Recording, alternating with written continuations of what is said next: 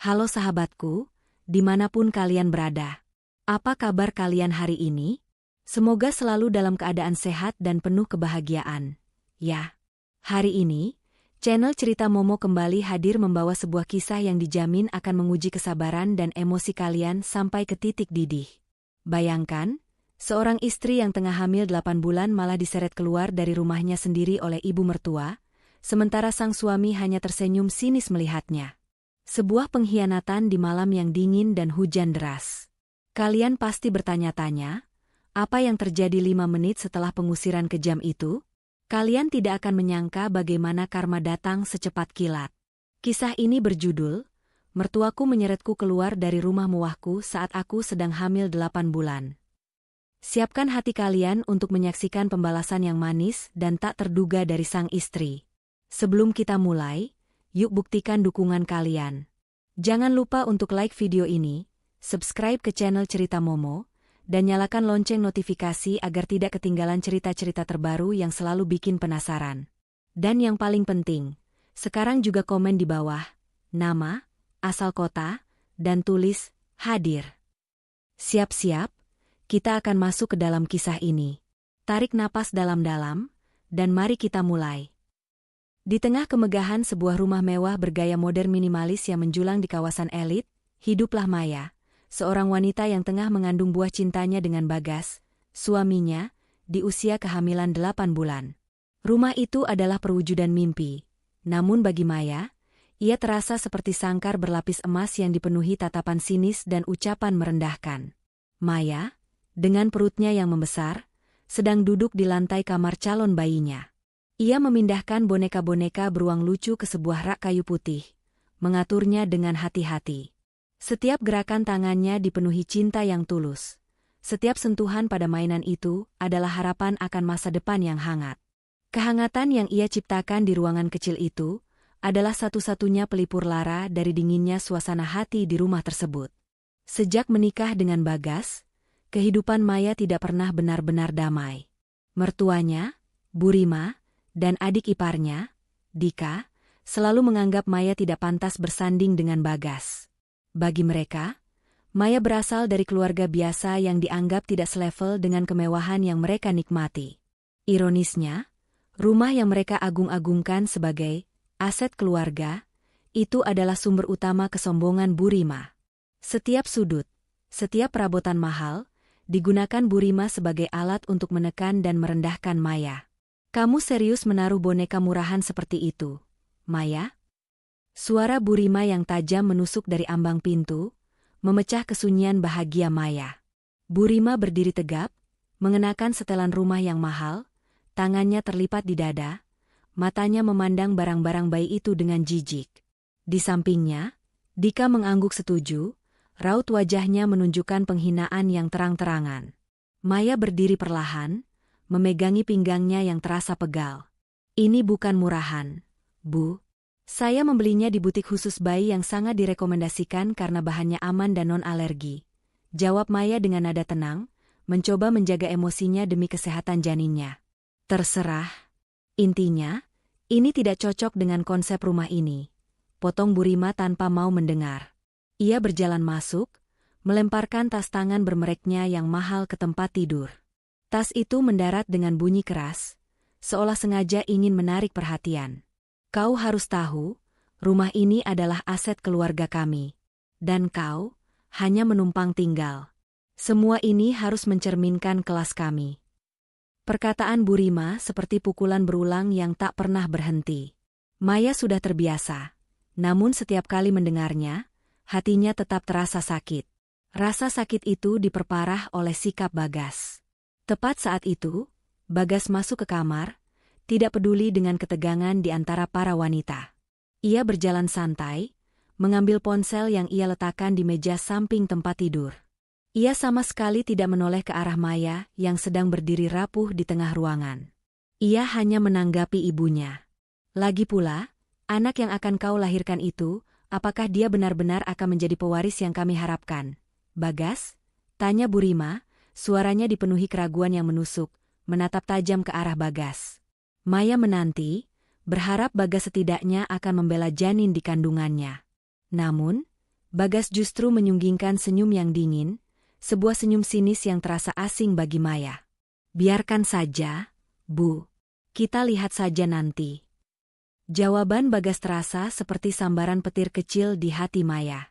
Itu bukan sekadar ketidakpedulian, itu adalah sebuah konfirmasi bahwa suaminya ada di pihak mereka. Air mata Maya sudah menggenang, namun ia berusaha keras untuk tidak membiarkannya tumpah. Ia tahu, tangisan hanyalah amunisi bagi Burima dan Dika untuk semakin menertawakannya. Ia menarik napas dalam-dalam, memegang perutnya yang besar. Dia toh sudah tidak ada gunanya lagi, bisik Bagas lagi kepada ibunya dan Dika, seolah Maya tidak ada di ruangan itu. Melihat respons Bagas, Dika merasa mendapat angin segar. Ia mengeluarkan sebuah dokumen yang tampak penting dari saku jaketnya. Lihatlah, Ma. Aku menemukan cara untuk memastikan rumah ini benar-benar atas nama kita. Kita bisa menyuruhnya pergi sebelum anak itu lahir. Dia tidak pantas berada di sini. Kini, bukan hanya penghinaan, tetapi ancaman pengusiran nyata. Maya merasa lututnya lemas. Ia menatap Bagas untuk terakhir kalinya, mencari jejak cinta yang pernah ada, namun hanya menemukan kekejaman yang tak berdasar. Bagas, seolah tidak peduli dengan kehamilan Maya yang sudah sangat tua, mencondongkan tubuhnya ke arah Burima dan Dika. Lakukan saja, Bu. Dia toh sudah tidak ada gunanya lagi. Air mata yang sudah ditahan-tahan akhirnya jatuh, tetapi Maya dengan cepat menyekanya. Ia tahu ini adalah akhir dari kesabarannya. Sudah waktunya ia mengaktifkan rencana yang selama ini ia simpan rapat-rapat, sebuah rencana cadangan yang ia buat jauh sebelum ia tahu betapa kejamnya keluarga ini. Rencana yang hanya diketahui oleh sahabat terpercayanya, Santi, dan pengacara kepercayaannya, Pak Malik. Baik, ucap Maya lirih, suaranya bergetar namun ada nada tegas yang baru di dalamnya. Kalian bicara seolah-olah rumah ini milik kalian. Aku akan keluar dari sini. Tapi aku tidak akan pergi dengan tangan kosong. Perkataan Maya itu hanya disambut tawa sinis dari Burima dan Dika. Mereka menganggapnya sebagai gertakan kosong dari seorang menantu yang tidak berdaya. Bagas hanya mengangkat bahu, seolah urusan Maya bukan lagi tanggung jawabnya. Maya berbalik, berjalan keluar dari ruangan itu dengan langkah yang teap hati, mengambil tas selempang kecilnya yang hanya berisi ponsel dan dompet, meninggalkan semua kemewahan yang ia tahu tidak akan pernah benar-benar ia tinggalkan. Maya berjalan menuruni tangga utama. Burima dan Dika mengikutinya, dengan Bagas yang mengekor di belakang, menyaksikan semua drama itu sebagai hiburan. Cepat keluar. Jangan kotori rumah kami dengan aura kemiskinanmu, teriak Burima, suaranya menggema di ruang tamu yang luas. Aku sudah menyiapkan pengacara untuk perceraianmu. Kau akan kembali ke tempat asalmu dan hidup miskin. Dika meraih tangan Maya, mencoba menyeretnya, namun Maya menepisnya. Ia tidak ingin disentuh lagi oleh mereka. Aku akan pergi, ujar Maya, menatap lurus ke mata Burima. Tatapan Maya kini bukan lagi tatapan seorang korban, melainkan tatapan yang dingin dan mengancam. Burima merasa sedikit rusik dengan perubahan itu, tapi egonya terlalu tinggi untuk mundur. Saat Maya mencapai pintu utama, ia berhenti. Ia mengeluarkan ponselnya dan mengirim pesan singkat. Hanya satu kata, eksekusi. Di luar, langit sudah gelap dan rintik hujan mulai turun, membasahi teras marmer rumah mewah itu. Burima melihat ke langit, lalu kembali menatap Maya dengan senyum mengejek. Kau lihat? Bahkan alam pun menangis karena kau harus keluar dari surga ini. Maya tidak menjawab. Ia membuka pintu. Udara dingin dan lembab menyeruak masuk, disusul suara gemuruh petir di kejauhan. Maya berdiri di ambang pintu utama, membiarkan angin dingin malam itu menerpa wajahnya. Di luar, rintik hujan sudah berubah menjadi guyuran deras. Cahaya lampu teras yang mewah memantul di genangan air, menciptakan pemandangan yang indah namun ironis, mengingat penderitaan batin yang ia alami. Di belakangnya, Burima, Dika, dan Bagas berdiri seperti para hakim yang menunggu eksekusi. Mereka mengira kemenangan sudah di tangan. Mereka tidak menyadari bahwa pengusiran ini adalah langkah pertama dari rencana yang akan menghancurkan kesombongan mereka. Cepat keluar, Maya, apa yang kau tunggu lagi? Mengharap belas kasihan? Bu Rima mendesis, suaranya dipenuhi kebencian yang mendalam. Aku tak sudi punya menantu dan cucu darimu. Kau tak pantas berada di surga ini. Kata-kata Bu Rima menampar Maya lebih keras daripada angin malam. Namun, rasa sakit fisik dan emosional tidak lagi membuat Maya lumpuh. Sebaliknya, ia memicu tekad yang membara. Maya berbalik, menatap Bu Rima lekat-lekat. Tolong, Bu. Saya tidak akan pergi sebelum saya mengatakan ini, ujar Maya, suaranya kini stabil dan dingin, tanpa getaran ketakutan. Saya tahu kalian merencanakan ini sejak lama. Kalian mengira saya bodoh, mengira saya wanita desa yang mudah ditipu. Tapi kalian salah. Sangat salah. Bu Rima terkejut sesaat, tapi ia segera tertawa keras. Hahaha. Lihat dia, Bagas. Dia mulai mengigau. Dasar wanita dramatis. Kau pikir gertakanmu itu menakutkan kami? Kami adalah keluarga terpandang. Kau hanya sampah yang kami pungut. Bu Rima tiba-tiba kehabisan kesabaran. Tanpa peringatan, ia melangkah maju dengan cepat, meraih lengan Maya. Cengkeramannya kuat, meskipun Bu Rima jauh lebih kecil. Ia menyeret Maya keluar dari ambang pintu. Keluar dari sini sekarang juga. Aku tak sudi punya mantu dan cucu darimu, teriak Bu Rima sekuat tenaga. Teriakan itu menggema di lorong yang tenang, bahkan mungkin terdengar sampai ke rumah tetangga di seberang jalan. Maya, yang sedang hamil besar, terhuyung-huyung. Ia mencoba menyeimbangkan tubuhnya, melindungi perutnya. Rasa sakit menjalar di lengannya akibat cengkeraman kuku Bu Rima, tapi ia lebih fokus pada janinnya. Bu, jangan sentuh saya, teriak Maya, berusaha melepaskan diri. Di belakang mereka, Dika menyeringai lebar. Ia mengambil langkah maju dan dengan sengaja menutup pintu besar itu dengan keras.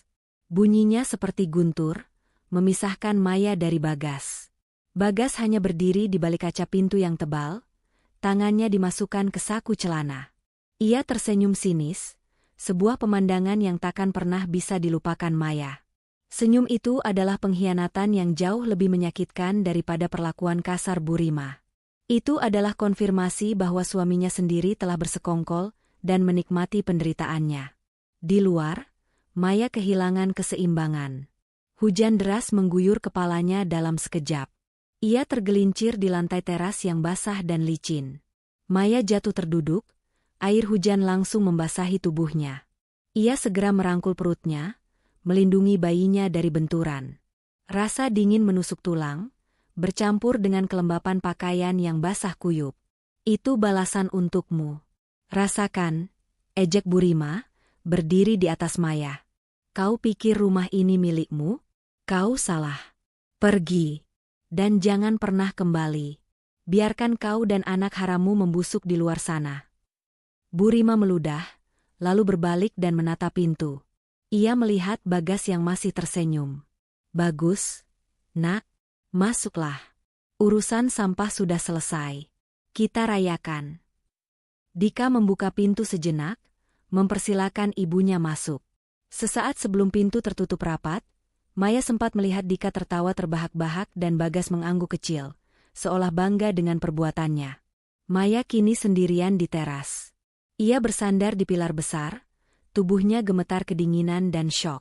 Ia menahan tangis, mengubah air mata menjadi kemarahan yang membara. Baiklah, Bagas. Baiklah, Bu Rima. Kalian ingin aku pergi? Aku akan pergi. Tapi kalian akan menyesali setiap detik perbuatan kalian malam ini. Aku bersumpah, gumamnya pelan di tengah suara gemuruh air hujan. Ia mengeluarkan ponselnya yang sudah agak basah dari tas selempangnya. Ia membuka pesan yang ia kirimkan tadi, eksekusi. Di bawah pesan itu, ada balasan yang masuk hanya beberapa detik sebelum ia jatuh. Dalam perjalanan, Nyonya. 5 menit lagi. Maya melihat jam di ponselnya. Itu berarti, waktu yang ditunggu-tunggu sudah hampir tiba. 5 menit. 5 menit yang mengubah hidupnya. Dan, yang lebih penting, mengubah nasib mereka. Bu Rima dan Dika masuk ke ruang tamu yang hangat, langsung menuju sofa kulit mahal, tertawa puas. Bagas menyusul, wajahnya masih menyunggingkan senyum sinis. Mereka menyalakan TV, memilih saluran film, seolah tidak terjadi apa-apa. Akhirnya kita bebas dari parasit itu. Ma, kata Dika, menyandarkan kepalanya ke bantal. Tentu saja, Nak. Rumah ini sekarang benar-benar milik kita. Aku akan segera mengganti kunci dan menyingkirkan semua barang-barang murahannya besok pagi. Jawab Bu Rima, matanya berkilat gembira. Ia mengambil remote dan mengeraskan volume TV. Bagas duduk di seberang mereka. Setelah ini, aku akan segera mengurus perceraian. Dan kita tidak perlu lagi memikirkan warisan yang tidak jelas. Katanya, nada suaranya penuh kelegaan. Ia merasa telah membuat keputusan terbaik dalam hidupnya. 3 orang itu tertawa bersama, menikmati kehangatan dan kemewahan yang mereka yakini adalah hak mereka sepenuhnya. Mereka mabuk dalam kemenangan dan arogansi, mengabaikan fakta bahwa di luar sana, menantu dan ibu dari calon anak mereka sedang menggigil kedinginan di teras rumah. Di luar, Maya mulai merasakan sesuatu yang berbeda. Rasa dingin dan sakitnya perlahan tergantikan oleh harapan yang ia yakini akan terwujud. Ia menghela napas, menenangkan dirinya dan janinnya. Tiba-tiba, sebuah cahaya terang menembus kegelapan malam. Dari balik gerbang tinggi, terdengar suara gesekan ban mobil mewah yang berhenti mendadak. Suara itu cukup keras hingga menembus derasnya hujan. Itu bukan mobil biasa, bunyinya sangat berwibawa dan mahal. Di dalam rumah, Bu Rima dan Bagas sempat terdiam. Dika mengintip dari jendela. Siapa yang datang malam-malam begini? Ma? Tanya Dika, sedikit khawatir karena mereka tidak mengundang siapapun. Mobilnya tampak asing, tapi sangat mahal. Bu Rima mengernyitkan dahi. Siapa tahu relasi bisnis pentingmu, Bagas? Cepat sambut mereka. Jangan sampai mereka melihat sampah itu di teras. Bu Rima menunjuk ke arah Maya yang masih duduk di teras. Bagas berjalan menuju pintu utama, membuka kunci, dan bersiap menyambut tamu. Ia mengatur ekspresi wajahnya agar terlihat berwibawa, mencerminkan citra pemilik rumah mewah ini. Saat Bagas membuka pintu, sebuah kilat menyambar, diikuti guntur yang menggelegar. Di teras, Maya, yang sudah basah kuyup dan menggigil, tersenyum tipis. Ia tahu, 5 menit itu telah berakhir. Waktunya mereka menyaksikan kejutan yang akan mengubah hidup mereka selamanya. Pintu utama rumah mewah itu terbuka perlahan, memperlihatkan siluet Bagas yang berdiri di ambang batas antara kehangatan dan hujan dingin. Ia bersiap menyambut tamu penting. Relasi bisnis manapun yang datang di tengah malam seperti ini pasti membawa peluang besar. Namun, pemandangan yang menyambutnya bukanlah seorang kolega. Di depan gerbang, di bawah guyuran lampu sorot yang terang, terlihat 2 buah mobil SUV hitam pekat, bukan jenis mobil yang biasa melintas di kompleks perumahan itu. Mobil pertama adalah sebuah mobil dinas mewah dengan plat nomor khusus. Di depannya, berdiri 3 orang pria berjaket hujan formal yang tampak seperti petugas keamanan elit, semuanya bertubuh besar dan tegap. Dan di tengah mereka, melangkah keluar dari mobil paling depan, adalah Pak Malik. Pak Malik bukanlah pria sembarangan. Ia mengenakan setelan jas yang rapi meskipun hujan lebat, dan ia membawa map kulit hitam di tangannya. Wajahnya tenang, serius, dan memancarkan otoritas tak terbantahkan. Di teras, Maya yang basah kuyup tersenyum tipis. Ia berusaha berdiri, tubuhnya gemetar, namun senyum kemenangan di wajahnya tampak lebih menyilaukan daripada cahaya lampu teras. Bagas menatap Pak Malik dengan bingung. Ia merasa pernah melihat pria ini di suatu tempat. Mungkin di majalah bisnis atau laporan berita, tapi ia tidak bisa mengingatnya. Maaf, Tuan. Malam-malam begini, ada keperluan apa Anda kemari? Tanya Bagas, mencoba mempertahankan nada sopan, meskipun kebingungannya jelas terasa. Ia mengabaikan Maya yang duduk di belakangnya. Pak Malik tidak menjawab Bagas. Matanya yang tajam menyapu teras dan langsung tertuju pada Maya yang tengah menggigil. Ia bergegas menghampiri Maya, mengabaikan Bu Rima dan Dika yang kini sudah muncul di belakang Bagas, penasaran ingin tahu siapa tamu penting ini. Nyonya Maya, saya mohon maaf atas keterlambatan kami. Ada sedikit masalah dengan surat perintah di pengadilan setempat, kata Pak Malik, suaranya sopan namun tegas. Salah satu pengawal segera melepaskan jaketnya dan menyampirkannya ke bahu Maya yang basah. Maya mengangguk. Tidak masalah, Pak Malik. Anda datang tepat pada waktunya, jawab Maya, matanya memancarkan rasa terima kasih. Pemandangan ini membuat Bagas, Bu Rima, dan Dika terkejut. Maya? Apa-apaan ini? Siapa dia? Tuntut Bu Rima, wajahnya mulai menunjukkan kerutan khawatir. Pak Malik berbalik, menatap ketiga orang itu dengan pandangan dingin. Saya Pak Malik, pengacara dari firma hukum Harjuna O Partners. Saya datang ke sini malam ini atas nama klien tunggal saya, Nyonya Maya. Pengacara? Dika tertawa meremehkan. Pengacara apaan? Mau gugat cerai? Silakan saja. Kami sudah siap. Kau pikir kami takut dengan pengacara murahan yang dipanggil wanita tak tahu diri ini? Bu Rima mencondongkan tubuh ke depan. Dengar, Pak Pengacara. Lebih baik kau bawa wanita ini pergi dari sini sekarang juga. Dia sudah kami usir. Rumah ini milik keluarga kami. Pak Malik membiarkan mereka bicara. Ia membuka map kulit hitamnya, mengeluarkan selembar dokumen tebal yang terbungkus plastik anti-air. Mohon maaf, Nyonya. Saya di sini bukan untuk urusan perceraian. Saya di sini untuk melaksanakan perintah dari klien saya dan sekaligus perintah pengadilan, kata Pak Malik, nadanya kini berubah menjadi otoriter. Ia mengisyaratkan kepada petugas keamanan. Dua petugas keamanan segera bergerak, melangkah masuk ke dalam teras. Bagas menghalangi mereka. Hei, kalian tidak bisa masuk ke dalam rumah orang sembarangan. Kami akan lapor polisi. Lapor polisi? Silakan saja, balas Pak Malik datar. Ia berjalan mendekat dan menyerahkan dokumen itu kepada Bagas. Anda bisa membacanya sendiri, Tuan Bagas. Anda punya waktu 10 detik. Jika Anda masih menghalangi tugas kami akan menganggap ini sebagai upaya perlawanan terhadap putusan pengadilan. Tangan Bagas gemetar saat menerima dokumen yang terasa dingin dan basah. Ia segera membacanya. Sementara itu, Bu Rima dan Dika mengintip dari bahu Bagas. Judul dokumen itu terpampang jelas, dicetak tebal dan menggunakan bahasa hukum yang rumit. Surat perintah penyitaan dan pengosongan properti eksekutorial, skala prioritas tinggi. Wajah Bagas, Bu Rima, dan Dika mulai kehilangan warna. Bagas membaca paragraf pertama dengan mata membelalak. Dokumen itu menyebutkan dengan jelas alamat rumah tersebut dan nomor sertifikat hak milik. Di bagian bawah paragraf, tertulis nama pemilik tunggal sah dan pemberi kuasa penyitaan.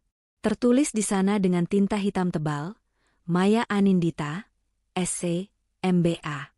Tidak. Ini tidak mungkin, teriak Bu Rima, suaranya berubah menjadi jeritan kepanikan yang nyaring. Tangannya meremas bahu Bagas. Ini palsu. Rumah ini milik ayahmu. Milik keluarga kita. Bu Rima, potong Pak Malik, suaranya kini dingin seperti es. Rumah ini, yang saat ini kita pijak, dibeli secara tunai 5 tahun lalu atas nama tunggal Nyonya Maya Anindita, jauh sebelum ia menikah dengan putra Anda. Ini adalah aset pribadinya. Rumah ini tidak pernah, dan tidak akan pernah, menjadi aset keluarga Anda. Semua dokumen yang Anda miliki hanyalah surat kepemilikan palsu yang dibuat untuk menipu pajak, atau lebih buruk, untuk menipu klien saya. Bagas menjatuhkan dokumen itu ke lantai. Air hujan langsung membasahinya. Ia menatap Maya, yang kini sudah dibalut jaket dan dibantu salah satu pengawal untuk berdiri. Maya, apa maksud semua ini? Ini lelucon, kan? Bagas mencoba meraih tangan Maya, tapi Pak Malik menghalangi dengan gerakan tubuhnya. Nyonya Maya hanya tinggal di sini karena kebaikan hatinya. Tapi setelah malam ini, setelah apa yang Anda dan keluarga Anda lakukan, ia telah memutuskan untuk menarik kembali aset pribadinya, jelas Pak Malik. Dan sesuai putusan pengadilan darurat yang baru saja dikeluarkan, atas dasar ancaman fisik, pengusiran, dan perlakuan kejam terhadap wanita hamil, rumah ini harus dikosongkan dalam waktu 1 jam. Wajah Bu Rima dan Dika menjadi sangat pucat, seputih kertas. Keringat dingin bercampur dengan air hujan. Teriakan mereka yang tadi penuh arogansi kini membeku di tenggorokan. Kosong kan? Dika tergagap. Tapi, kami tinggal di sini. Itu masalah Anda, balas Pak Malik, acuh tak acuh. Ia menoleh ke arah Maya. Nyonya, biarkan saya antarkan Anda. Anda perlu segera menghangatkan diri. Maya menatap lurus ke mata Bagas. Senyum sinis Bagas telah hilang, digantikan oleh kengerian dan kepanikan.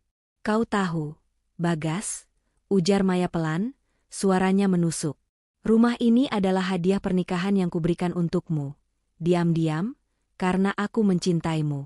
Tapi kau lebih memilih menyambut pengkhianatan. Sekarang, hadiah itu kutarik kembali. Petugas keamanan yang lain mulai bergerak, memasuki rumah tanpa izin Bu Rima dan Dika. Bu Rima menjerit histeris. Tidak. Jangan. Aku akan panggil polisi. Mereka pencuri. Silakan, panggil polisi. Kami memiliki polis escort yang sudah menunggu di luar gerbang, kata Pak Malik sambil menunjuk keluar. Dan sebagai informasi tambahan, tambah Pak Malik, suaranya meninggi agar terdengar oleh Bu Rima dan Dika yang sedang panik. Semua perabotan, barang elektronik, dan bahkan perhiasan yang Anda kenakan saat ini, yang dibeli dalam kurun waktu 5 tahun terakhir, juga termasuk dalam gugatan penyitaan. Semuanya dibeli menggunakan kartu kredit tambahan yang terhubung langsung dengan rekening pribadi Nyonya Maya. Klaim itu membuat Dika terdiam. Ia baru sadar, mobil sport mewah yang ia banggakan juga dibeli Maya. Bagas mencoba melarikan diri ke dalam, mungkin untuk menyembunyikan sesuatu, tapi ia dihalangi oleh salah satu petugas keamanan. Maya menyentuh perutnya, mengambil napas lega. Ia kini aman. Rasa dingin di tubuhnya tidak lagi penting. Ia hanya merasakan kepuasan yang mendalam. Pengusiran kejam itu telah memicu kejatuhan mereka yang instan. Pak Malik membantu Maya melangkah melewati genangan air menuju mobil mewahnya. Selamat tinggal, Bagas. Selamat tinggal, Bu Rima, ujar Maya sebelum masuk ke mobil. Kalian ingin aku pergi? Aku sudah pergi. Sekarang giliran kalian.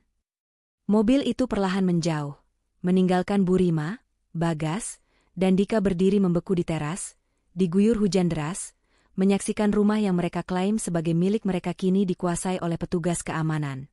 Mereka melihat wajah satu sama lain, wajah yang kini sangat pucat, menyadari bahwa mereka telah mengusir tidak hanya menantu, tetapi juga sumber kemewahan dan keselamatan finansial mereka. Bagas, Bu Rima, dan Dika berdiri membeku di teras marmer rumah mewah yang kini terasa asing, dingin, dan dikelilingi oleh petugas keamanan berwajah tegas. Hujan deras terus mengguyur tanpa ampun, membasahi pakaian mahal mereka dan memadamkan bara kesombongan yang baru saja mereka nyalakan. Hanya 5 menit yang memisahkan mereka dari tawa puas di ruang tamu yang hangat dan kengerian yang mencekik di tengah badai. Bu Rima adalah yang pertama bereaksi. Ia melepaskan jeritan putus asa, bukan lagi jeritan marah yang menggelegar, melainkan jeritan kepanikan seorang wanita yang baru saja kehilangan segalanya. Tidak. Ini tidak mungkin. Tidak mungkin. Maya hanya wanita rendahan. Dia tidak mungkin punya uang sebanyak itu. Bagas, katakan ini bohong. Katakan pada ibumu. Bu Rima mencengkeram lengan Bagas, kuku-kukunya yang terawat menusuk kulit Bagas. Bagas sendiri masih shock total. Pikirannya kosong. Senyum sinisnya telah lenyap tak berbekas, digantikan oleh ketakutan yang mendalam. Ia adalah manajer kelas menengah yang hidup dalam bayangan kekayaan warisan yang ia yakini akan ia dapatkan. Kenyataan bahwa Maya, wanita yang ia anggap tak berdaya, adalah pemilik sah dari rumah ini, dan secara implisit, pemberi semua kenyamanan hidupnya, menghancurkan fondasi arogansinya. Surat itu, Bu, surat itu sah. Ada cap pengadilan darurat. Nama Maya Anindita, S.E., MBA tertulis di sana sebagai pemilik tunggal. Bagas tergagap, suara gemetar bercampur dengan suara gemuruh guntur. Ia mencoba mengalihkan tatapannya dari para petugas keamanan yang kini mulai memasang segel dan pita kuning di sekeliling rumah. Mbak? Dia lulusan mana? Dia tidak pernah kuliah di tempat yang kami tahu, teriak Dika, memukuli pilar. Ia tidak percaya bahwa gelar yang ia banggakan, yang didapatnya dengan susah payah dan banyak biaya dari orang tuanya, justru dimiliki oleh Maya yang selalu mereka remehkan. Kita harus segera masuk dan mengambil barang berharga. Ambil semua perhiasanku. Ambil dokumen penting. Bu Rima panik dan mencoba menerobos barisan petugas keamanan. Maaf, Nyonya. Sesuai perintah penyitaan, Anda tidak diizinkan masuk kembali ke area properti tanpa izin pengadilan, ujar salah satu petugas dengan suara datar dan tanpa emosi. Tapi ini barang-barangku. Kalian tidak bisa begini. Semua aset di dalam properti ini, termasuk perhiasan yang dibeli dalam kurun waktu 5 tahun terakhir, berada di bawah gugatan Sita untuk menutupi kerugian emosional dan fisik klien kami. Semuanya akan diinventarisasi besok pagi. Jika Anda ingin mendapatkan barang pribadi yang benar-benar milik Anda, yang tidak termasuk dalam daftar Sita, Anda dapat mengajukan permohonan tertulis melalui firma hukum kami. Selamat malam, jelas Pak Malik dengan nada final. Bu Rima terhuyung mundur. Kehilangan rumah sudah cukup buruk. Tetapi kehilangan perhiasan berlian dan tas-tas mewahnya adalah bencana yang tak terbayangkan. Ia ambruk di lantai teras yang basah, menangis meraung-raung, bukan karena penyesalan, melainkan karena kerugian materi. Bagas memandang ibunya, kemudian melihat Dika yang tampak kempis, semua kesombongan telah sirna. Ia sadar, mereka tidak punya waktu untuk drama. Mereka harus segera mencari tempat berteduh dan membuat rencana. Bu, Dika, kita tidak bisa di sini. Kita akan masuk angin dan sakit, kata Bagas, mencoba menenangkan dirinya sendiri. Kita harus ke tempat lain. Ayo, kita hubungi Tante Siska. Dia pasti mau menolong. Mereka bertiga berjalan keluar dari gerbang, melewati para petugas keamanan dan 2 mobil hitam Pak Malik. Begitu mereka keluar gerbang, jalanan tampak sunyi. Mereka berjalan cepat di tengah guyuran hujan, mencari tempat berlindung. Cepat hubungi Tante Siska. Minta dia menjemput kita. Katakan kita kecelakaan. Perintah Bu Rima, suaranya parau karena menangis dan kedinginan. Bagas segera mengeluarkan ponselnya, tangannya gemetar. Ia mencoba menelepon bibinya, Siska, yang dikenal sebagai salah satu kerabat terkaya dan paling sombong. Tuh. Panggilan pertama tidak diangkat. Tuh. Panggilan kedua juga tidak diangkat. Bu Rima merampas ponsel Bagas. Coba telepon sepupumu, Rian. Katakan kita perlu pinjaman mendesak. Bagas menekan nomor Rian. Setelah beberapa dering, Rian mengangkatnya. Halo, Yan? Ini aku, Bagas. Kami. Bagas? Oh, kau. Dengar, aku sedang sangat sibuk sekarang. Aku dengar dari gosip, rumahmu disita. Ada masalah dengan aset. Maaf, aku tidak bisa menolong. Kau tahu, bisnisku sedang sulit. Jangan hubungi aku lagi untuk urusan uang, kata Rian, nadanya dingin dan memutus panggilan begitu saja. Wajah Bagas semakin pucat. Mereka telah diisolasi. Ada apa? Apa kata Rian? Tanya Bu Rima cemas. Dia bilang dia sibuk dan tidak bisa menolong. Jawab Bagas lirih. Dika mencoba dengan ponselnya sendiri. Ia mencoba menghubungi pacarnya, yang selama ini ia sugesti bahwa ia adalah pewaris tunggal kekayaan keluarga. Kring. Halo, sayang, aku butuh bantuanmu sekarang. Aku ada masalah besar, kata Dika, mencoba terdengar seolah sedang dalam masalah bisnis penting. Dika? Oh my God, aku baru saja melihat story di Instagram. Ada apa dengan rumahmu? Aku dengar ada penyitaan. Benar kau sudah tidak punya apa-apa? Maaf, Dir. Aku tidak bisa bersama pria yang tidak punya masa depan jelas. Kita putus, kata pacarnya dengan nada jijik, dan sambungan pun terputus. Dika menjatuhkan ponselnya ke genangan air. Ia menatap kosong, menyadari bahwa dia hanya dihargai karena kemewahan palsu yang ia pamerkan. Mereka bertiga kini berjalan tanpa tujuan. Hujan terus turun, menyiksa mereka. Tiba-tiba, Bagas teringat akan satu hal yang selalu ia miliki, rekening bank rahasia yang ia gunakan untuk transaksi bisnis kecilnya. Tenang. Aku masih punya rekening pribadi. Aku akan mencari taksi dan kita akan menyewa hotel malam ini, kata Bagas, mencoba meyakinkan diri dan keluarganya. Mereka berhasil menemukan sebuah taksi yang kosong di ujung jalan. Mereka masuk, membiarkan taksi itu dipenuhi bau pakaian basah yang lembab. Ke hotel bintang 5 di pusat kota, perintah Bagas dengan nada yang masih berwibawa, mencoba menutupi rasa malunya. Sesampainya di lobi hotel yang megah, Burima dan Dika langsung duduk di sofa bludru, lega bisa menghangatkan diri. Bagas berjalan ke meja resepsionis, menyerahkan kartu ATM-nya untuk pembayaran kamar. "Maaf, Tuan," kata resepsionis itu dengan nada ramah namun profesional. "Kartu Anda ditolak. Kami sudah coba beberapa kali. Ada masalah dengan rekening Anda." "Apa?" "Coba lagi. Itu kartu priority." "Tidak mungkin." Bagas merasa seluruh matanya tertuju padanya. "Baik, kami coba lagi. Ah, ini ada notifikasi. Mohon maaf, Tuan. Ada notifikasi pemblokiran dana dari bank. Tertulis, terkait investigasi hukum skala besar." Kata-kata itu menghantam Bagas. Ia ingat, semua gaji dan bonusnya, semua dana yang ia miliki, ternyata ditransfer melalui rekening utama perusahaan yang diduga memiliki kaitan erat dengan keuangan Maya. Maya tidak hanya menyita rumah. Ia telah memutuskan setiap urat nadi finansial mereka.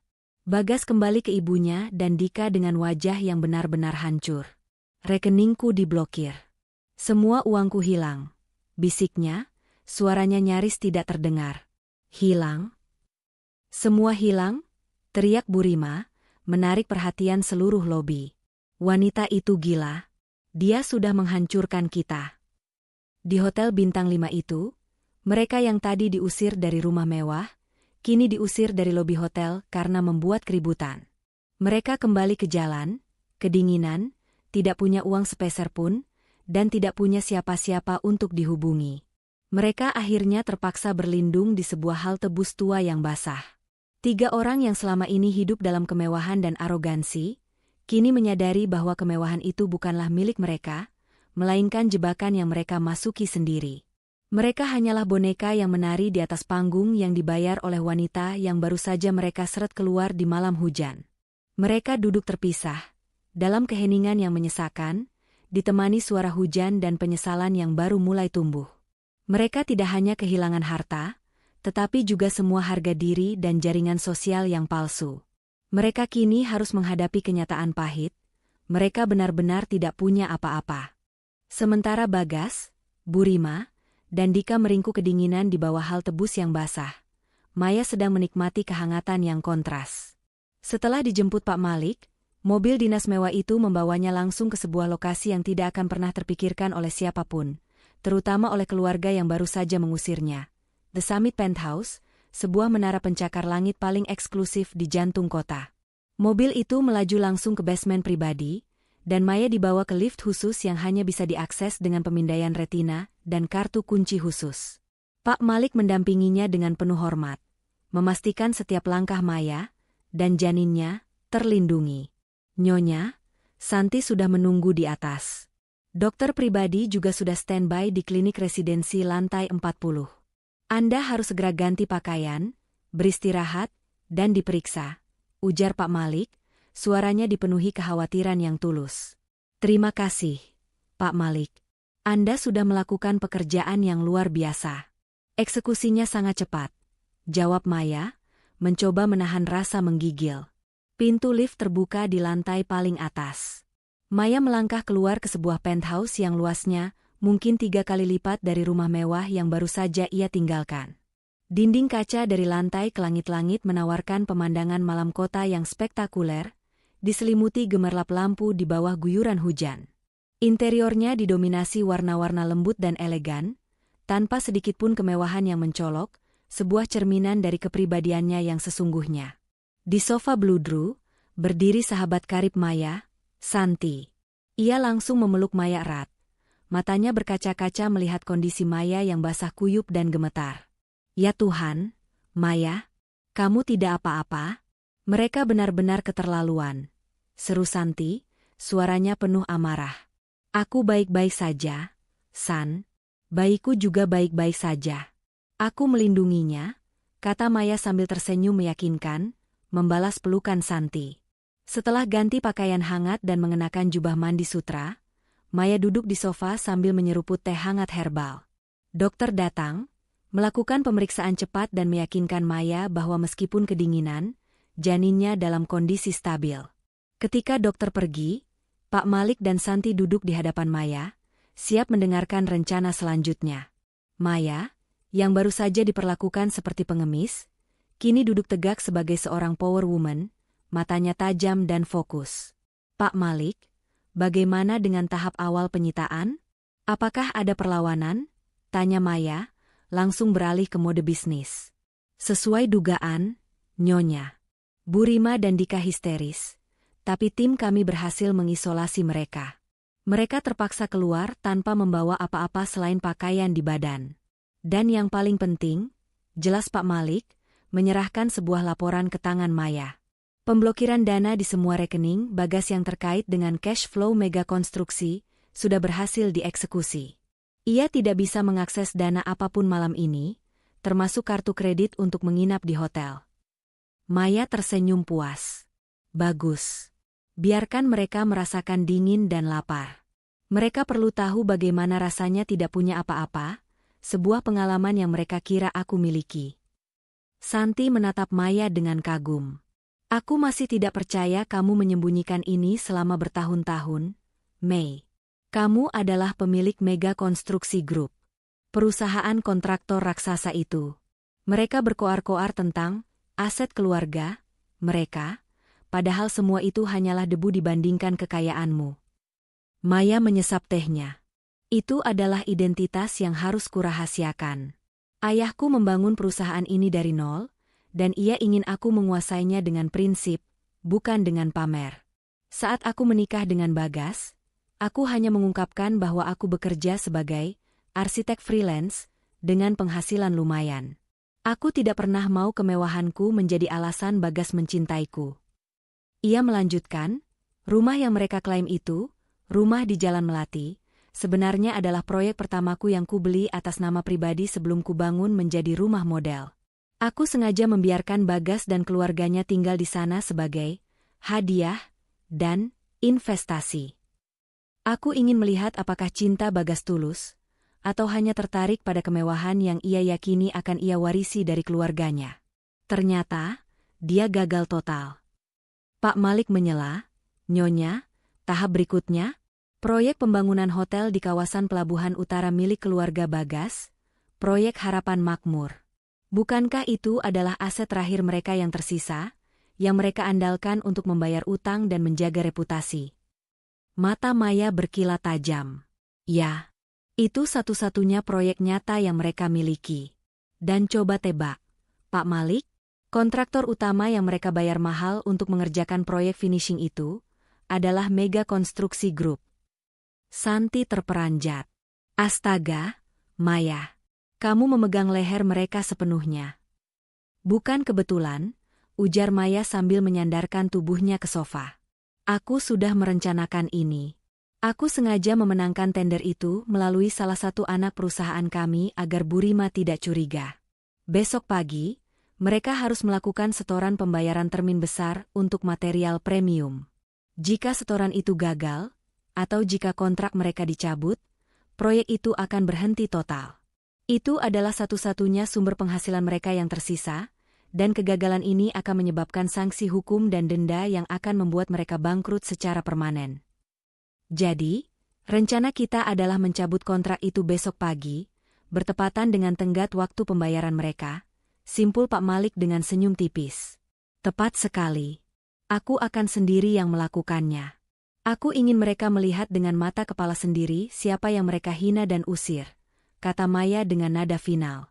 Ia berdiri, mendekati jendela kaca raksasa dan menatap lampu kota yang berkilauan. Malam ini, biarkan mereka kedinginan. Besok, biarkan mereka tahu siapa bos yang sebenarnya.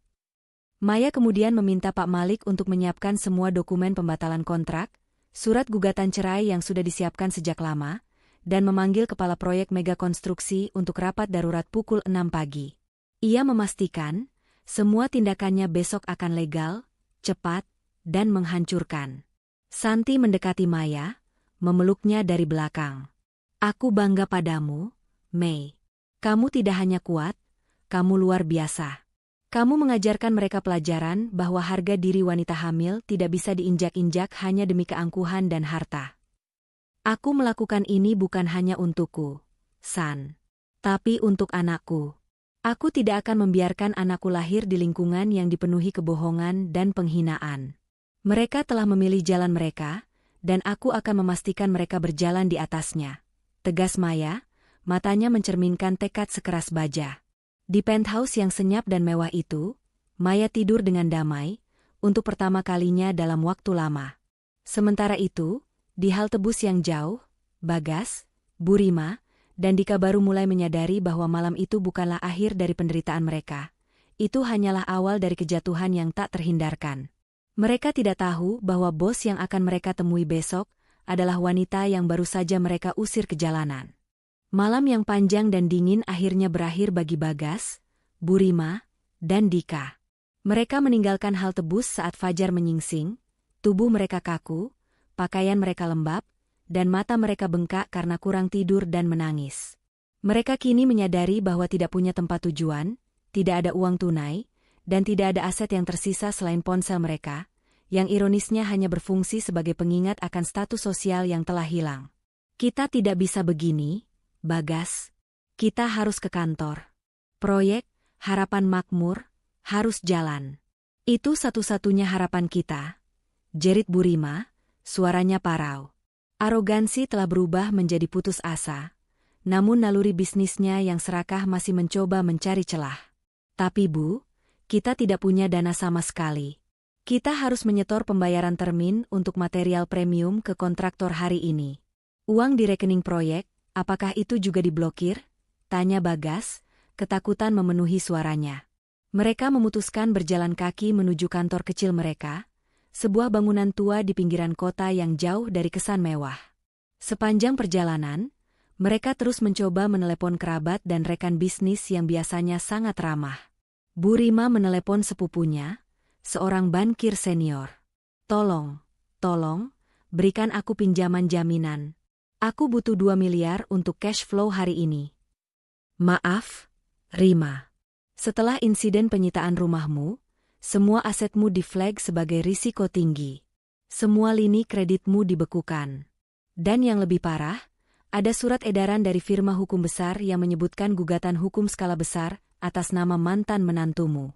Tidak ada bank yang mau ambil risiko, Rima. Kau sebaiknya selesaikan masalahmu dulu, jawab sang sepupu. Nadanya berubah 180 derajat. Panggilan itu diputus.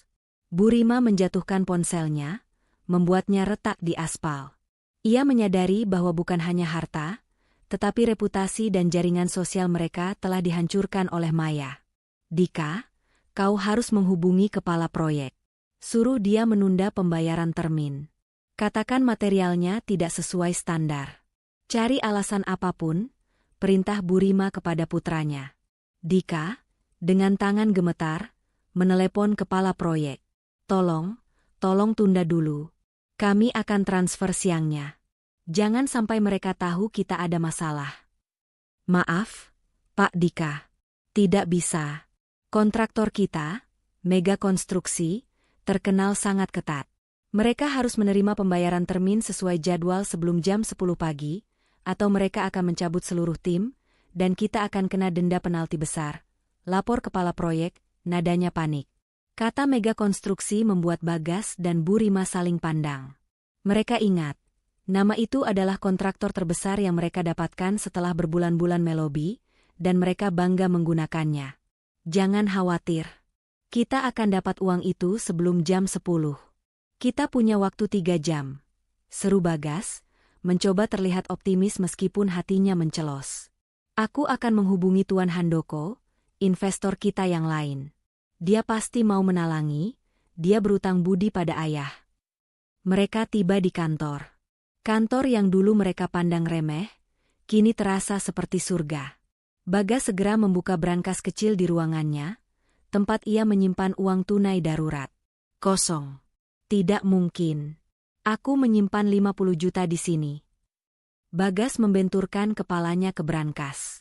Bu Rima memeriksa laci mejanya, tempat ia menyimpan beberapa perhiasan cadangan untuk dilebur menjadi uang tunai. Kosong. Dika berlari ke ruangan arsip, mencari dokumen-dokumen penting yang mungkin bisa digadaikan. Kosong. Kepala proyek masuk dengan wajah tegang. Pak Bagas, ini sudah jam 9. Kami harus memastikan setoran diterima. Kontraktor sudah mulai mengirim pesan peringatan. Jika gagal, denda penalti kita bisa mencapai puluhan miliar dan menghancurkan reputasi kita selamanya. Kepanikan mencapai puncaknya. Mereka bertiga duduk di lantai kantor yang dingin, dikelilingi kekacauan dan keputusasaan. Mereka telah mencoba semua pintu, kerabat, teman, bank, bahkan uang tunai darurat, dan semuanya telah tertutup rapat. Mereka terisolasi total, terperangkap dalam jaringan yang dirancang dengan sempurna oleh satu orang, Maya. Maya, dia pasti yang melakukannya, bisik Bagas, menyadari betapa jauh jangkauan wanita yang mereka remehkan itu. Dia memutus semua jaring pengaman kita. Tiba-tiba, telepon kantor berdering. Bu Rima yang mengangkatnya, tangannya gemetar. Halo ya, ini kantor proyek Harapan Makmur. Selamat pagi, Nyonya Rima.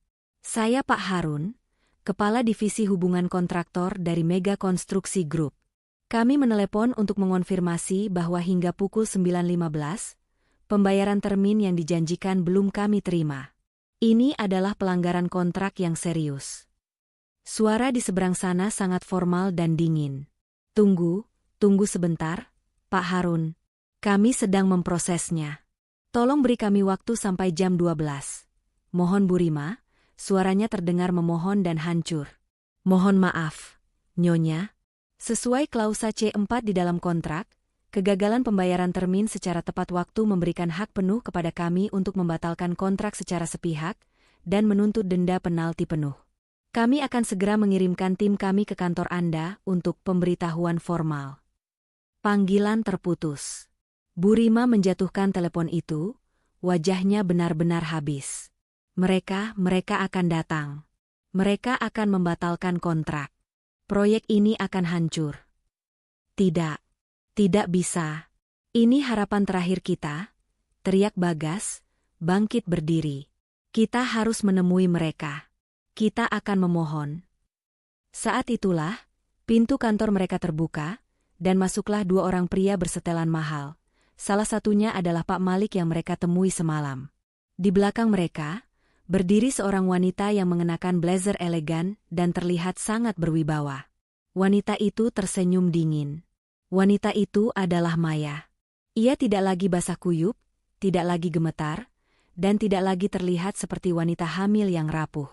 Ia berdiri tegak, memancarkan aura kekuasaan yang membuat ruangan itu terasa kecil. Selamat pagi, Tuan Bagas. Selamat pagi, Bu Rima, Tuan Dika, sapa Maya, suaranya tenang, namun mengandung kekuatan yang mengintimidasi. Saya rasa, saya adalah tim yang diutus Mega Konstruksi Group untuk memberikan pemberitahuan formal. Wajah Bu Rima, Bagas, dan Dika yang sudah pucat kini berubah menjadi warna kelabu. Mereka melihat ke kantor yang berantakan, melihat pakaian mereka yang lusuh dan bau, dan melihat Maya yang anggun, menyadari betapa jauh jurang perbedaan antara status mereka sekarang. Maya? Kau di Mega Konstruksi. Bagas terbata-bata, pikirannya tidak mampu memproses kenyataan. Bukan di Mega Konstruksi, Bagas, koreksi Maya, sambil melangkah maju ke tengah ruangan yang dingin. Ia menunjuk dirinya sendiri. Aku Mega Konstruksi. Aku adalah Chief Executive Officer dan founder dari perusahaan yang sedang kamu mohon-mohon untuk tidak membatalkan kontraknya. Keheningan yang mematikan meliputi kantor kecil yang berantakan itu. Kehadiran Maya dalam balutan blazer elegan dan aura kekuasaan yang tak terbantahkan, berdiri di hadapan Bagas, Bu Rima, dan Dika yang lusuh, menciptakan kontras yang menyakitkan. Pengungkapan identitas Maya sebagai Chief Executive Officer dan founder dari Mega Konstruksi Group, perusahaan yang sangat mereka butuhkan, menghancurkan sisa-sisa harapan mereka. Mega Konstruksi? Kau bohong, Maya. Kau hanya menipu kami. Teriak Burima, sisa-sisa tenaganya hanya cukup untuk berteriak dengan nada skeptis yang dipaksakan. Maya hanya tersenyum tipis, senyum yang tidak mencapai matanya. Jika saya menipu, Burima, mengapa Tuan Bagas dan Tuan Dika menghabiskan waktu berbulan-bulan melobi untuk mendapatkan kontrak finishing proyek Harapan Makmur dengan perusahaan saya? Ia menoleh pada Pak Malik dan seorang pria parubaya yang mendampinginya. Tolong berikan bukti yang dibutuhkan. Pak Malik segera menyerahkan sebuah tablet kepada Bagas. Di layar tablet itu, terpampang logo Mega Konstruksi Group dan sebuah video rekaman rapat direksi. Dalam video tersebut, Maya, yang sedang memimpin rapat, menjelaskan mengapa mereka harus mengambil alih proyek kecil tersebut, sebagai proyek uji integritas di bawah pengawasan langsungnya. Bagas menjatuhkan tablet itu ke lantai. Tidak mungkin kau adalah wanita ini. Ia menatap Maya, seolah melihat monster. Saya adalah wanita yang sama yang kau seret keluar rumah semalam. Bagas, kata Maya, nadanya datar namun penuh penekanan. Saya hamil 8 bulan, dan saya tetap datang ke sini jam 9 pagi, karena saya adalah profesional. Sesuatu yang tidak pernah kau pahami. Ia mengambil napas. Sekarang, mari kita bicara bisnis. Proyek Harapan Makmur. Burima berlutut di lantai, tak peduli dengan lumpur di pakaiannya. Maya, tolong, jangan batalkan kontraknya. Kami mohon. Proyek ini adalah segalanya bagi kami. Kami akan bangkrut. Kami akan mati di jalanan. Mati di jalanan? Ulang Maya, suaranya dipenuhi ironi. Itu adalah nasib yang kalian harapkan untukku dan anakku tadi malam, Burima. Dan kalian mengharapkannya dengan senyuman. Maya tidak menunjukkan belas kasihan. Ia telah melewati batas emosionalnya tadi malam. Kini, yang tersisa hanyalah keadilan. Ia memberi isyarat kepada Pak Harun, kepala kontraktor yang menemaninya. Pak Harun melangkah maju. Sesuai dengan telepon kami sebelumnya, Tuan Bagas, karena gagalnya setoran pembayaran termin material premium sebelum batas waktu jam 9.30 pagi ini, kami dengan berat hati, dan sesuai klausul kontrak C4, mengumumkan bahwa Mega Konstruksi Group mencabut dan membatalkan seluruh kontrak kerja dengan proyek Harapan Makmur. Kami juga menuntut denda penalti sebesar 50 miliar rupiah atas kerugian reputasi, waktu, dan biaya mobilisasi yang telah kami keluarkan. Tambah Pak Harun, nadanya seolah membacakan harga kopi. Dika menjerit histeris. 50 miliar. Angka itu lebih besar dari seluruh aset yang pernah mereka miliki. Kalian tidak bisa melakukan ini. Proyek ini akan terbengkalai. Kami akan dituntut oleh semua investor. Bagas panik, mencoba meraih kerah baju Pak Harun, namun Pak Malik segera menahan Bagas dengan tangan yang kuat. Maya menghela napas. Tentu kami bisa, Bagas. Karena kami adalah kontraktor terbesar yang bisa menyelamatkan proyek ini. Dan sekarang, kami adalah pihak yang mencabutnya. Kalian tidak bisa mencari kontraktor pengganti dalam 24 jam. Proyek kalian akan terhenti. Para investor akan tahu. Dan kalian akan menghadapi gugatan class action yang akan melenyapkan kalian dari industri ini selamanya. Ia menatap Bagas, sorot matanya tajam dan menghukum. Kalian selalu mengira kekuasaan dan harta berasal dari nama keluarga kalian yang tua. Kalian tidak pernah tahu bahwa kekuasaan sesungguhnya ada di tanganku, di balik meja-meja rapat yang tidak pernah kalian sentuh. Kalian hanya menari mengikuti melodi yang aku mainkan. Lalu, Maya, apa yang kau inginkan? Kau sudah menyita rumah. Kau sudah menghancurkan proyek. Apalagi? Teriak Bagas, keputusasaan mengubahnya menjadi kemarahan yang tidak berdaya. Yang kuinginkan? Tanya Maya, senyum dinginnya melebar. Aku ingin keadilan dan pembebasan. Malam ini, kalian sudah menunjukkan bahwa kalian tidak pantas mendapatkan belas kasihan, dan yang terpenting, kalian tidak pantas mendapatkan anakku. Maya menyerahkan selembar amplop putih kepada Bagas. Itu adalah surat gugatan cerai final. Semua tuntutan hukum, termasuk hak asuh tunggal, sudah ada di sana. Karena kalian sudah terbukti melakukan kekerasan dan penelantaran terhadap ibu hamil, yang juga merupakan pemilik aset utama, proses ini akan sangat cepat dan sepenuhnya menguntungkanku. Maya kemudian berbalik, mengambil ponselnya. Pak Malik, segera hubungi Bank Sentral.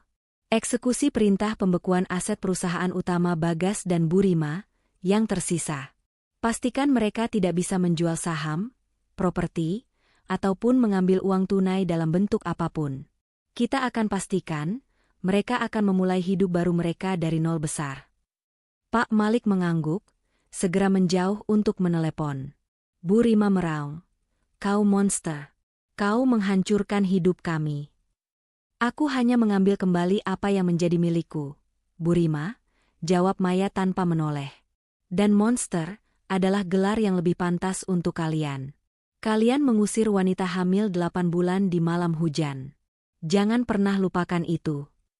Maya dan timnya melangkah keluar dari kantor kecil itu, meninggalkan Bagas, Bu Rima, dan Dika yang kini benar-benar terpuruk.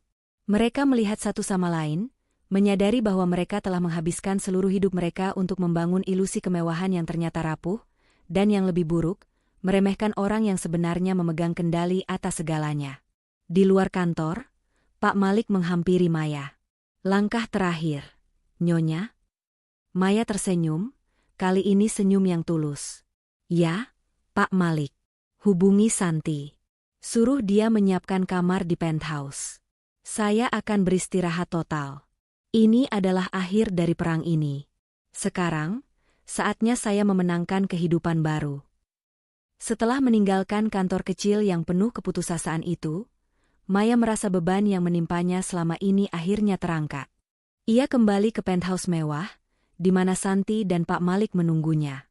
Ia menjalani pemeriksaan ultrasound rutin, memastikan janinnya baik-baik saja, dan kemudian beristirahat sejenak. Namun, ketenangan itu tidak berlangsung lama. Bagas, dalam kondisi panik dan putus asa, berhasil melacak Maya. Ia tahu, satu-satunya jalan keluar dari bencana finansial ini adalah merayu Maya kembali, entah bagaimana caranya. Bagas, yang kini sepenuhnya kehabisan akal dan uang, nekat menyelinap ke lobi apartemen mewah The Summit. Dengan pakaian lusuh dan wajah sembab, ia sama sekali tidak mirip dengan mantan manajer sombong yang selalu ia tampilkan. Ia berhasil mengirimkan pesan berulang kali ke nomor lama Maya, memohon pertemuan terakhir. Maya, setelah berdiskusi dengan Pak Malik, memutuskan untuk setuju. Bukan karena ia ingin kembali, melainkan karena ia ingin memberikan pukulan terakhir yang bersifat emosional dan definitif. Ia ingin Bagas sepenuhnya menyadari kebodohan dan pengkhianatannya. Pertemuan itu diadakan di ruang pertemuan yang elegan di lantai penthouse, sebuah ruangan yang jauh dari kesan hangat. Maya duduk tegak di salah satu kursi kulit, ditemani Pak Malik, yang kehadirannya bertindak sebagai pengingat akan batas-batas hukum dan profesionalisme yang ketat. Bagas masuk, tampak menyedihkan, kemejanya kusut dan matanya merah. Ia langsung berlutut di hadapan Maya. Maya, sayang, aku mohon, jangan lakukan ini. Bagas merangkak mendekat, berusaha memegang tangan Maya. Aku tahu aku salah. Ibuku keterlaluan. Aku hanya bingung. Aku takut tidak bisa menjadi suami yang baik jika kau lebih sukses dariku. Semua yang kulakukan adalah karena kebodohan. Tapi aku mencintaimu, Maya. Aku mencintaimu dan anak kita. Air mata Bagas tumpah, namun Maya hanya menatapnya dengan pandangan kosong. Ia sudah terlalu lelah untuk percaya pada drama.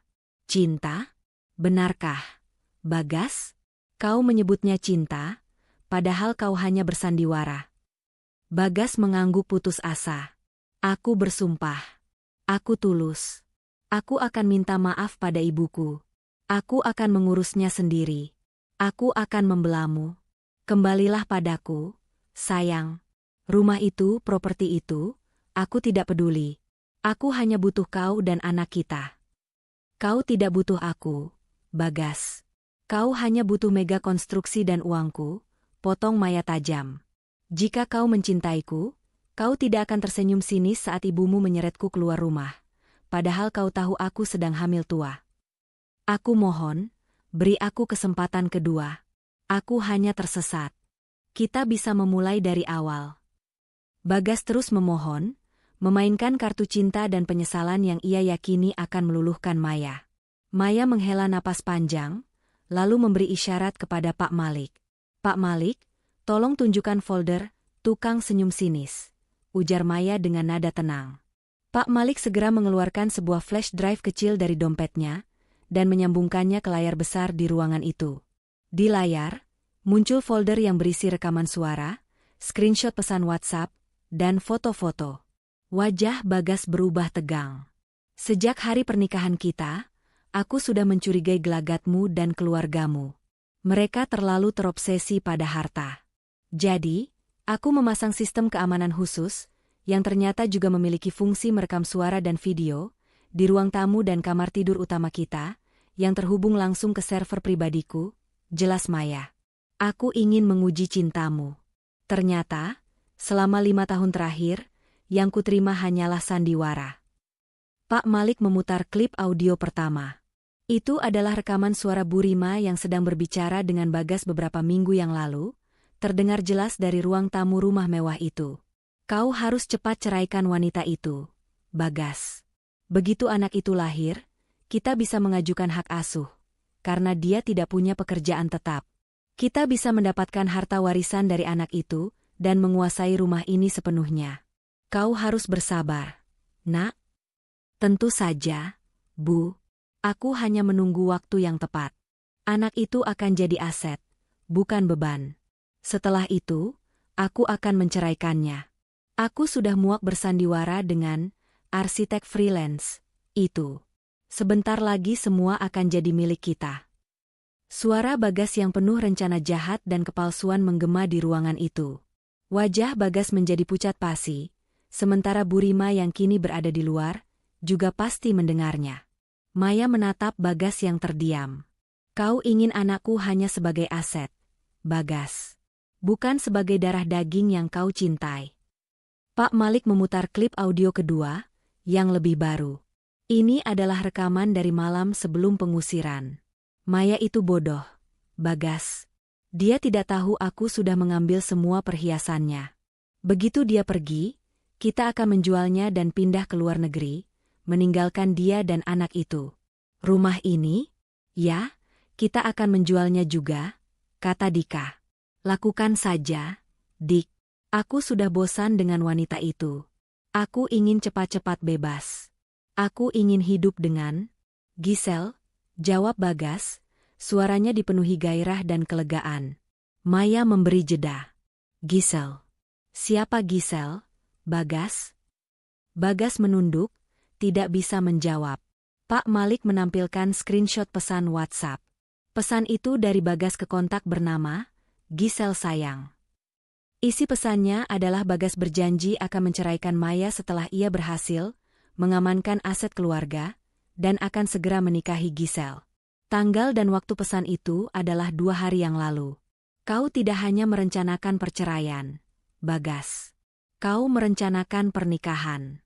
Kau berjanji akan hidup bahagia dengan Gisel, tepat saat aku sedang menyiapkan kamar bayi untukmu, kata Maya, matanya kini memancarkan api kemarahan. Kau tersenyum sinis di balik kaca semalam, bukan karena kau bodoh, tapi karena kau sudah punya rencana pelarian yang sempurna. Semua pertahanan Bagas runtuh. Ia tidak bisa lagi bersembunyi.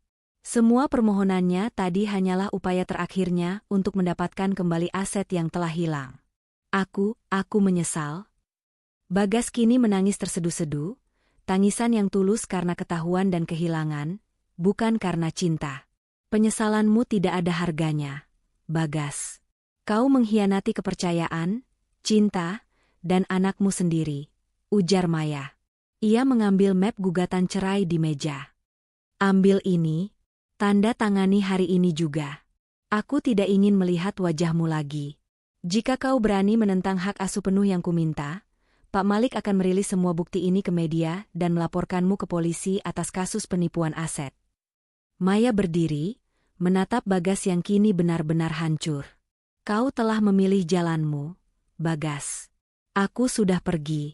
Dan kau ditinggalkan dengan konsekuensinya. Maya meninggalkan ruangan itu tanpa menoleh ke belakang, ditemani Pak Malik. Bagas ditinggalkan sendirian di ruang pertemuan mewah itu, menangis meraung-raung di atas lantai marmer, menyesali senyum sinisnya di malam hujan. Ia baru sadar, harga dari pengkhianatan itu adalah seluruh hidupnya. Setelah pertemuan yang menghancurkan dengan Bagas, Maya menarik diri sepenuhnya dari hiruk-pikuk drama. Dengan dukungan penuh dari Santi dan perlindungan hukum ketat dari Pak Malik, proses perceraian berjalan sangat cepat dan tanpa hambatan. Bagas, yang terisolasi secara finansial dan terancam dengan rilis bukti pengkhianatannya ke publik, terpaksa menandatangani semua dokumen, termasuk penyerahan hak asuh tunggal atas anak mereka. Kehidupan baru Maya dimulai saat ia pindah sepenuhnya ke The Summit Penthouse. Kehamilan 8 bulannya memasuki bulan ke-9, dan ia memilih untuk fokus total pada dirinya dan janinnya. Di tengah kemewahan dan ketenangan yang ia ciptakan sendiri, ia mempersiapkan kelahiran putranya dengan hati yang damai, jauh dari racun kebencian dan keserakahan keluarga mantan suaminya. Beberapa minggu kemudian, Maya melahirkan seorang putra yang sehat dan tampan di rumah sakit swasta terbaik, dikelilingi oleh tim medis elit dan didampingi oleh Santi. Ia menamai putranya Arjuna, sebuah nama yang melambangkan keberanian dan kebenaran, sebuah pengingat akan perjuangan yang telah ia lalui. Kelahiran Arjuna menjadi titik balik bagi Maya. Ia tidak lagi merasa perlu bersembunyi. Beberapa bulan setelah melahirkan, Maya tampil di hadapan publik dan dunia bisnis sebagai CEO dan founder Mega Konstruksi Group. Keputusannya untuk membuka identitasnya disambut dengan kejutan besar di seluruh industri. Semua orang terkejut bahwa sosok di balik perusahaan raksasa itu adalah seorang wanita muda, ibu tunggal, yang baru saja menyelesaikan drama rumah tangga yang menghancurkan. Alih-alih menyembunyikan masa lalunya, Maya justru menggunakannya sebagai landasan filosofi bisnisnya. Ia menyatakan dalam konferensi pers pertamanya bahwa integritas dan kejujuran adalah aset tak ternilai. Visi Mega Konstruksi kini tidak hanya berfokus pada pembangunan infrastruktur, tetapi juga pada pembangunan nilai-nilai kemanusiaan. Di sisi lain, nasib Bagas, Burima, dan Dika sudah benar-benar ditentukan. Gugatan denda penalti 50 miliar rupiah atas proyek Harapan Makmur membuat mereka bangkrut total. Mereka tidak hanya kehilangan proyek itu, yang kini diambil alih oleh Mega Konstruksi untuk diselamatkan, tetapi juga semua aset cadangan dan rekening korporat mereka. Mereka terpaksa menjual semua barang pribadi yang tersisa dan pindah ke sebuah kontrakan kecil di kawasan kumuh. Burima, yang selama hidupnya terbiasa dengan pelayan dan kemewahan, kini harus mencuci pakaiannya sendiri dan mengantre air bersih. Dika, tanpa mobil mewah dan kartu kredit, kehilangan semua temannya dan tidak bisa mendapatkan pekerjaan. Bagas, yang paling menderita secara emosional, mencoba mencari pekerjaan di perusahaan lama, tetapi namanya telah masuk daftar hitam industri setelah Pak Malik menyebarkan press release terbatas mengenai tuntutan hukum dan pelanggaran etika yang dilakukannya. Penyesalan Bagas semakin dalam ketika ia melihat Maya di berbagai media. Berita tentang Maya Anindita, ibu tunggal dan ratu konstruksi, terpampang di setiap majalah bisnis. Ia melihat foto putranya, Arjuna, yang tumbuh sehat dan bahagia dalam pelukan Maya.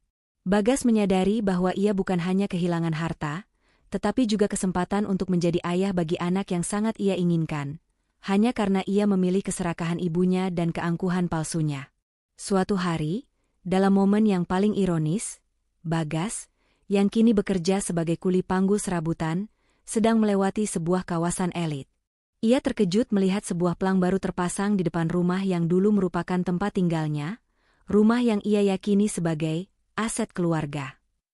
Rumah modern minimalis yang megah itu kini telah diubah namanya menjadi Yayasan Bantuan Ibu Hamil dan Perlindungan Anak, Arjuna. Maya tidak hanya menyita rumah itu, ia mengubahnya menjadi tempat yang bermanfaat bagi masyarakat, sebuah simbol yang secara permanen menghapus jejak kejahatan yang pernah terjadi di dalamnya. Ia mengubah kamar yang dulu ia siapkan untuk Arjuna, menjadi kamar konsultasi bagi ibu-ibu hamil yang kurang mampu. Penggunaan rumah itu sebagai yayasan membuatnya dikenang sebagai filantropis yang dermawan. Melihat rumah itu, yang kini melayani orang-orang yang dihina oleh Burima, Bagas ambruk di pinggir jalan. Ia menyadari pelajaran berharga yang diberikan Maya. Kekayaan sejati bukanlah pada apa yang kau miliki, tetapi pada bagaimana kau menggunakannya. Ia telah mengusir malaikat dari rumahnya, hanya untuk mengubah rumah itu menjadi surga bagi orang lain. Maya kini menjalani peran barunya sebagai ibu dan CEO. Ia sering memandangi putranya, Arjuna. Putranya adalah mahkota kemenangannya, bukti bahwa kekuatan, harga diri, dan cinta sejati pada akhirnya selalu menang melawan kejahatan dan kepalsuan.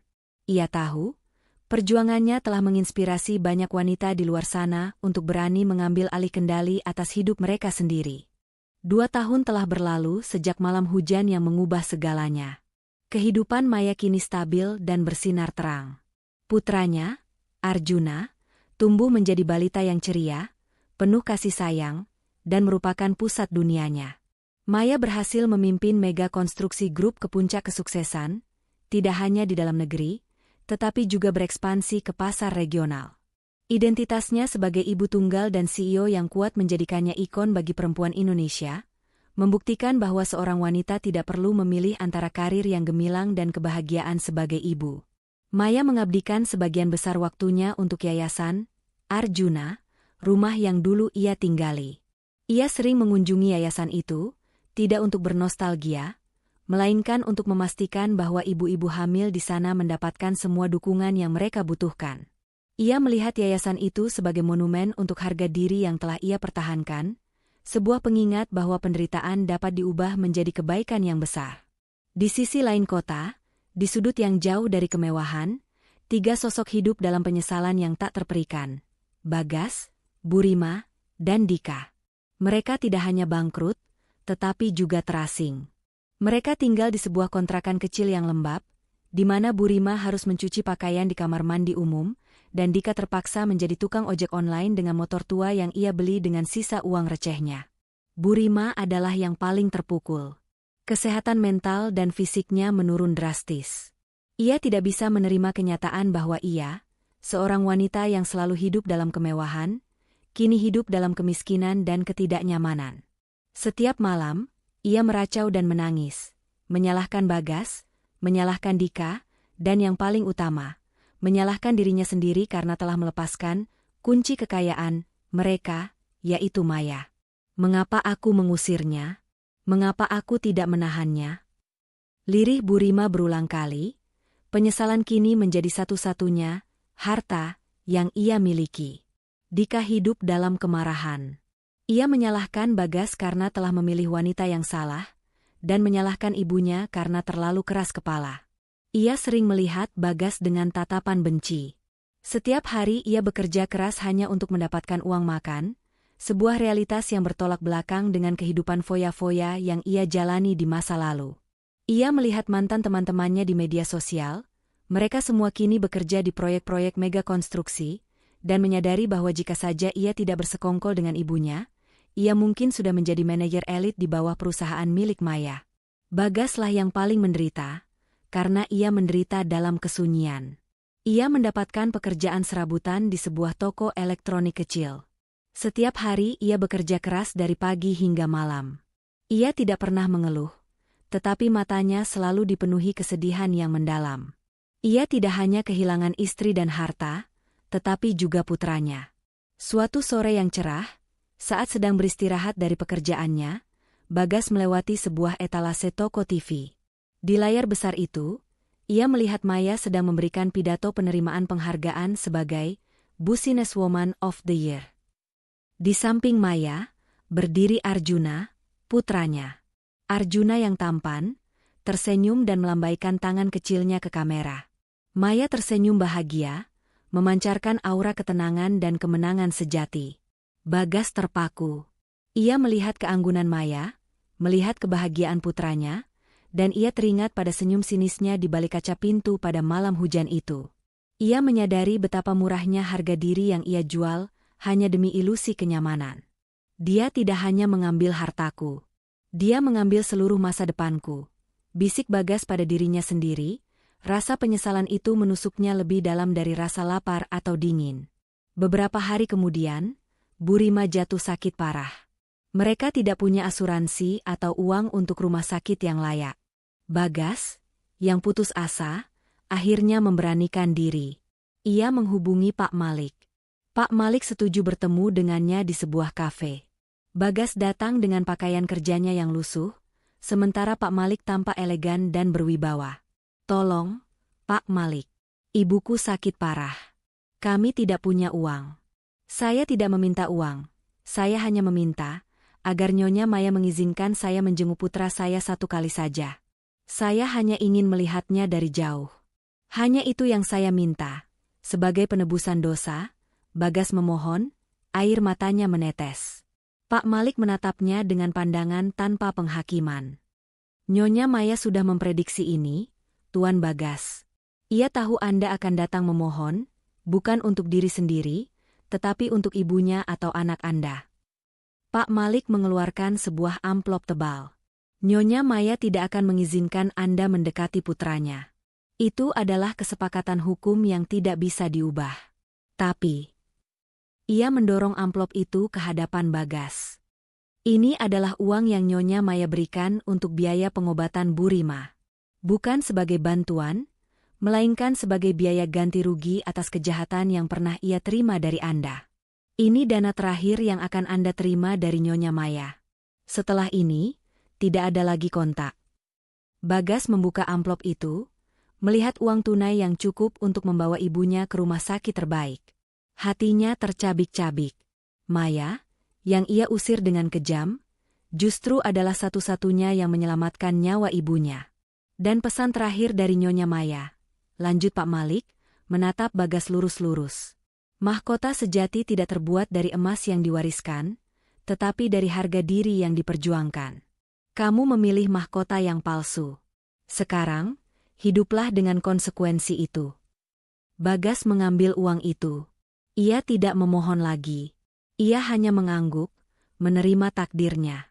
Ia tahu, ia telah kehilangan wanita terbaik, anak terbaik, dan kesempatan terbaiknya dalam hidup. Semuanya karena kesombongan dan senyum sinisnya di malam hujan. Maya dan Arjuna hidup bahagia dan makmur. Maya terus menggunakan kekayaan dan kekuasaannya untuk kebaikan. Ia adalah contoh sempurna bahwa seorang wanita bisa bangkit dari titik terendah dan menciptakan imperiumnya sendiri, asalkan ia tidak pernah mengorbankan harga dirinya. Bagas, Bu Rima, dan Dika menerima nasib mereka. Mereka mendapatkan pelajaran yang sangat mahal. Mereka yang mengira dirinya pemilik segalanya, ternyata hanyalah pengemis yang diizinkan untuk tinggal sebentar. Mereka harus hidup dari nol, menanggung penyesalan seumur hidup. Sahabatku, ingatlah, harta bisa dirampas, kekuasaan bisa direbut, tetapi harga diri dan hati nurani yang tulus adalah kekayaan sejati yang tidak bisa dicuri oleh siapapun.